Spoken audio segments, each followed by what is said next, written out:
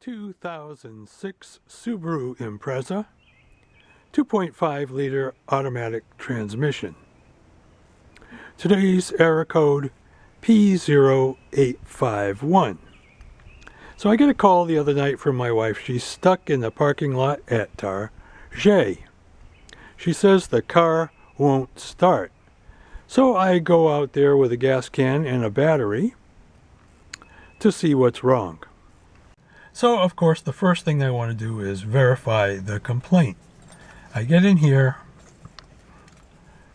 I stick in the key, I try to turn it, I get absolutely no lights on the dash, no noises, no nothing.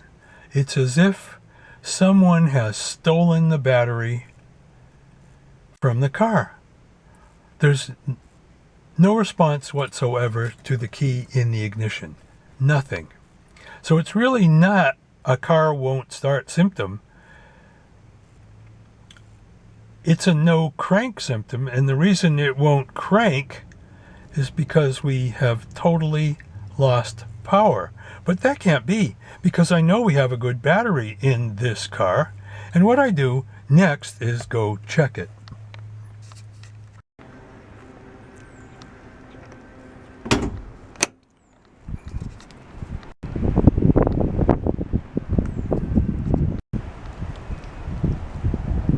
And that's what I get. 12.45 volts, more than enough to start this car. But it's dead. So next, I check the grounds.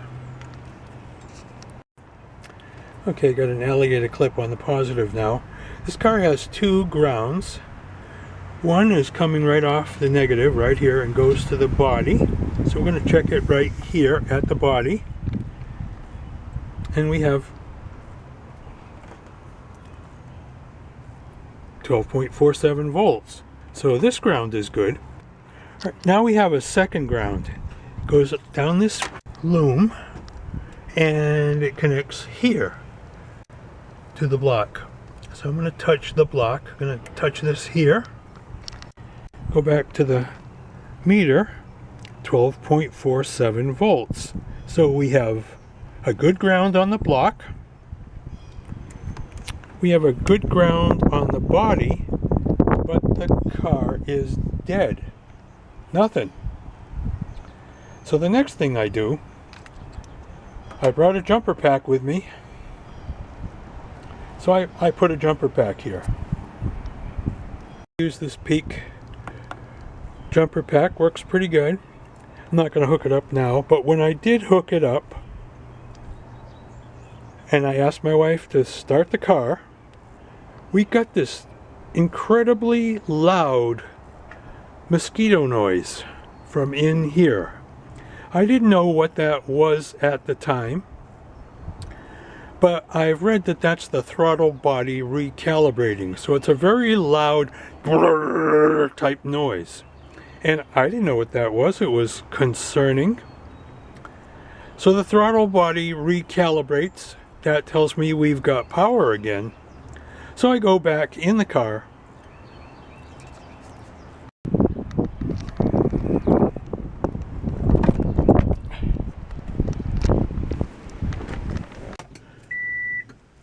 Yep, we get to this point. And now,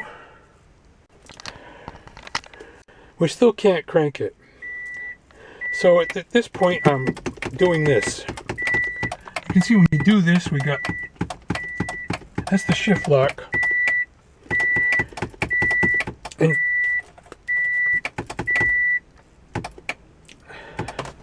finally, I got it to a point where I could start it in park, but I couldn't shift it. And pushing on this didn't, there's these little safety override switch here, didn't help. But I kept jamming it, kept playing with it. Eventually I got it here, and it started. And at this point, I got my computer to come on. I hit the scan button. I hit DTC, and it came up with error code P0851. park neutral safety switch.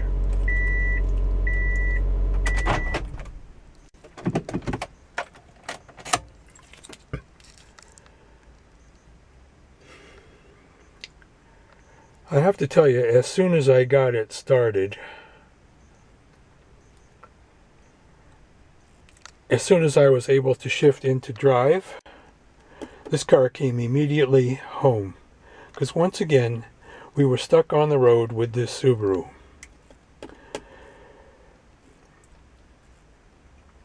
Now we have the adventure of trying to buy a new neutral safety switch. Okay, this is the neutral safety switch that was causing us trouble. I had actually replaced this 5 or 6 years ago. You can see that it says made in Japan. Well, actually it says what? Niles, Japan. So this is an official Subaru switch. It's the second neutral safety switch that the car has had, because it had one when we got the car. Replaced with this one. This one lasted 5 or 6 years. We replaced it with an aftermarket, and that's coming out today because that doesn't work either. That's what it looks like. So here's what happens with the aftermarket part. You come out in the morning to start the car. Notice that we're in the park position. Turn the key. Okay. Don't have the seatbelt on. We could hear the fuel pump prime. We have lights on the dash. I'm going to turn the key. Nothing. Nothing. It won't crank the car. No clicks, no nothing. It won't crank. Now, most of the time, that's what happens. Although during the day, we might actually be able to get a situation where it will crank the car in park. But right now, it's not cranking in park. Here's what you have to do. So you step on the brake, shift the thing into neutral. Notice that the indicator now says neutral, whereas before it said park. Wonder if just doing that will make a difference. Let's see. Yes, it did. So you've got to shift into neutral to get it to start. Sometimes it has to stay in neutral to get it to start. And it's just crazy that this does not crank in park until you play with the stick shift. And no matter how often you adjust it or how you adjust it, it's intermittent. Now here's the next thing. The original neutral safety switch through a P0851 code. Oh, we can go back to the gauge. Nope, we don't want to do that. I'm going to go to scan. Diagnostic trouble code. Let's check for stored codes. No codes. Alright, let's check for pending codes. Pending? No codes. So we're not throwing any codes with the aftermarket switch, but it just doesn't work. No pending codes, no stored codes. No codes. So today we're going to try an official Subaru neutral safety switch and see if this thing will crank reliably in the parked position, because it's unacceptable right now. So here's the part number for what actually fixed the car. Let's go take a look at it.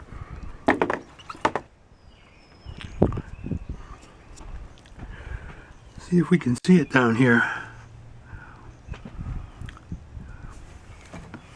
Does the new one look any different than the old one? A little bit. Yeah, at least it works now. Believe it or not, this is the third neutral safety switch I've installed in this car. It's the fourth one it's had overall, as far as I know. Had one when we got it, had the first one I replaced, had the aftermarket one, now it has this one.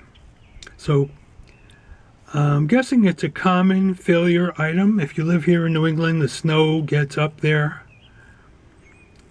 and packs it with snow and ice, and they just don't last very long. So I hope this helps you. I hope you don't have this problem.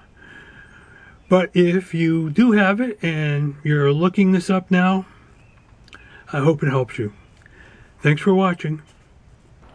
So why do you think connecting this jumper pack to the battery actually restored power to the car? Alright, I have an idea about that. When batteries are connected in parallel, voltage stays the same, but amps doubles. So now we actually could supply twice as many amps from the system. That's all I can think of. And that whatever was wrong,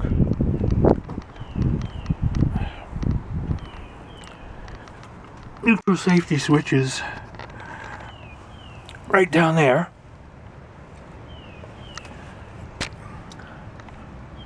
Whatever was happening, we now had twice as many amps trying to overcome that problem, and power to the car got restored. Otherwise, there's no explanation for what was happening.